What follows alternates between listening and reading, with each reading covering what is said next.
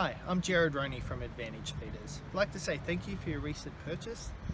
Today's video is going to be about all the features of our products and how to get the most out of them. When you received your feeder, you should have been given a starter pack. This pack contains a lot of documents that will really help you get the best out of your feeders.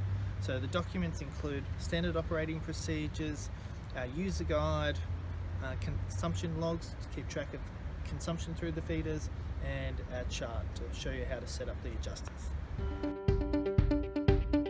This white part here is called the adjuster guard. Its purpose is to stop the animal's tongue bulldozing up and down this licking area, so they have to stand in that one spot, their tongue go in and out. To remove it, we simply push on this spring clip here and slide it up and past. To replace the adjuster guard, we need to initially put it in the groove of the spring clip and then behind each of the three adjuster braces before finally pushing it down into the other spring clip.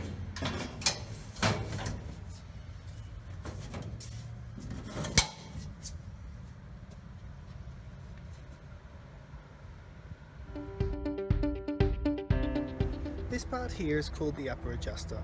It controls how high the feed flows into the feed access area. So the higher it is, the more feed flows in there, easier for stock to access.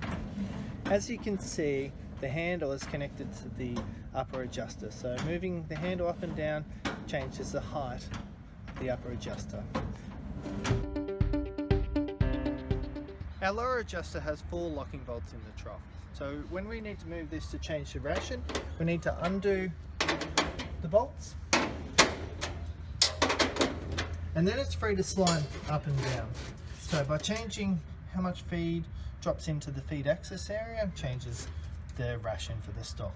So to accurately set it, it has an orange arrow here pointing in line with our dot system. So to position number 5, we just lower this until the arrow's in line with it, and then we can fasten all the locking bolts. When feeding pellets or other dusty feeds, it's going to increase the frequency of cleaning the feed access area here. So the dust within the feed mixes with saliva from the animal and builds up in this area here. So it prevents the feed flowing under the upper adjuster and allowing the stock to lick it. We've engineered a solution for this with our adjuster guard. It can be positioned 2 ways. The first way is with this flange positioned here so the tongue can just bypass it. The alternative way is to rotate it 180 degrees so this flange is covering this licking area here. When changing the orientation of the adjuster guard, we need to lower the lower adjuster. So that needs to be lowered to a position where this gap into the licking area is the same when it's got this flange covering part of it. So first of all, we need to take off the adjuster guard, and then we need to drop it from currently in position 3 to position 6, because the 3 dot difference equates to the same distance of the flange on the adjuster guard. So we need to undo our locking bolts on our lower adjuster, position it to hole 6,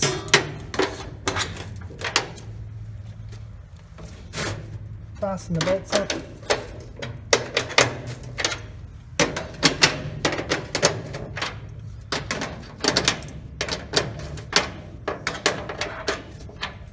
and then we rotate the adjuster guard so the flange is down. So the alternative position is how we had it before, with the flat side up.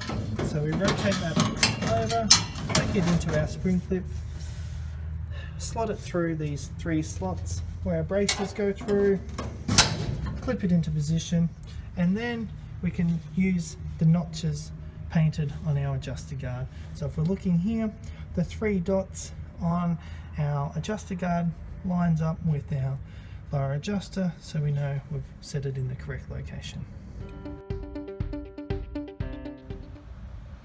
The best way to train stock to the feeder is to give them a really good reward for the first 2 to 10 days that they have the feeder in the paddock.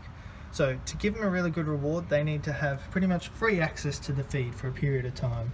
So we need to position our lower adjuster so it's quite wide where the tongue goes in. We need to raise our upper adjuster so the feed comes in quite deep, and in effect their tongue is just scooping it into their mouth. So what's really critical at this period of time is to make sure that you use a really low starch feed. And we've got lupins in here, which is an ideal feed to use because it's high in protein, low in starch. All our feeders come with cleaning tools and tube spanners. They're always housed just to the right of our roof handles. So they're nice and tucked away in this position over here. The tube spanner and cleaning tool are housed in this well protected area so stock can't access them. To get the cleaning tool out, we need to push it behind this clip here. To put it back in, the triangular section needs to first go in this area at the bottom down here, and then we push it back in to clip in. The tube spanner is sitting right here. The handle's in a slot. We need to pull that handle out of the slot, and handle goes back into reposition.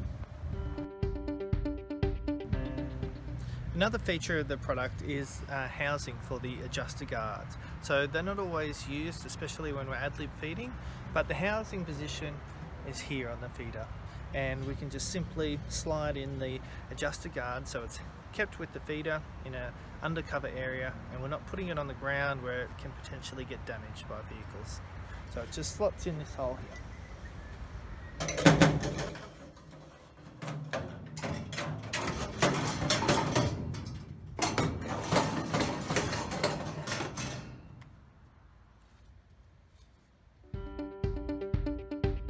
From time to time, you're going to need to clean the feed access area.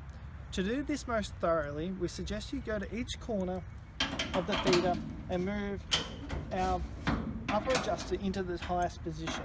This will allow us to get under that upper adjuster better. Next, we've got to take out our adjuster guard, and then we use the cleaning tool, and preferred direction is this one with the little flange on the end. And we run it along our looking area, flicking the feed into the trough as we go along.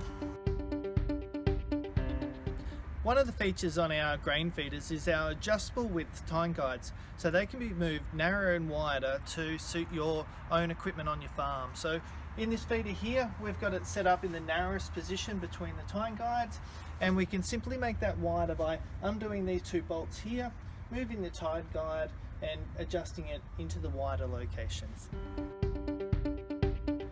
All our feeders have hinged roofs that are fastened with drop lock pins. So all we need to do is get the drop lock pin facing up, pull the roof down and let it go. To shut it, just as simple.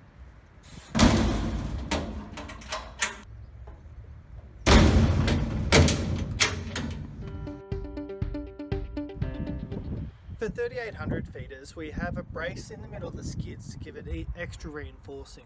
So this feeder is set up at sheep height, so we have the sheep brace here, but if you need to change it over to cattle height, you just take out the pins in the legs and then move the skid down, and then you need to replace this brace with the cattle one. So the cattle feeder brace is stored underneath the feeder in this location under the trough, so it's always with the feeder. When you pick up your feeder, you may wonder why there's an extra series of holes on the end panels, and one reason for that is for where our mineral attachment bolts on. It uses these 4 holes here to connect to the feeder. The second reason is for our lamb crib feeding panels. So they use this hole here to pivot from, and this series of holes here to lock into at different positions. Thank you very much for watching our videos. We really hope they've helped you get started with these feeders. But if you've got any questions at all down the track, don't hesitate to give us a call. Cheers.